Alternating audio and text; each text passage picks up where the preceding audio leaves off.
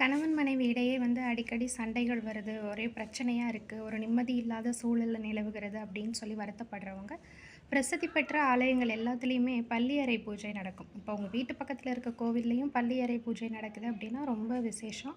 பள்ளியறை பூஜையில போய் கணவன் மனைவியா கலந்துக்கோங்க. இதுல ரொம்ப விசேஷம் மீனாட்சி சுந்தரேஸ்வரர் ஆலயத்துல மதுரையில பள்ளியறை பூஜை அப்படிங்கிறது ரொம்ப விசேஷம். அங்க போய் ஒரு முறையாவது தரிசனம் பண்ணிட்டு வாங்க. அது ரொம்ப நல்ல ஒரு பலனை தரும். கணவன் மனைவி பிரிந்திருந்தால் கூட சேர விரும்புபவர்கள் பள்ளியறை பூஜை நீங்க போய் பிரார்த்தனை பண்ணிக்கிட்டு வந்தீங்க அப்படின்னா, நிச்சயமா ஒரு மாற்றம் ஏற்படும். பள்ளியறை பூஜை ரொம்ப விசேஷம். அது சிவபெருமான் ஆலயத்தில மட்டும் தான் அப்படின்னு கிடையாது. பெருமாள் ஆலயத்தில, முருகன் ஆலயத்தில நடக்கிற பள்ளியறை பூஜைக்கெல்லாம் அதே பலன். அது குழந்தையின்மை தீர்க்கும்னு சொல்லுவாங்க. கணவன் மனைவி பிரச்சனை தீர்க்கும். பிரிந்திருக்கவங்க ஒன்று சேருவாங்க. அதனால இந்த பள்ளியறை பூஜையோட மகிமையை உணர்ந்து கண்டிப்பா அத அந்த நேரத்தில பிரார்த்தனை பண்ணி உங்களோட வாழ்க்கையில எல்லா வளங்களும் அடைய வேண்டும்.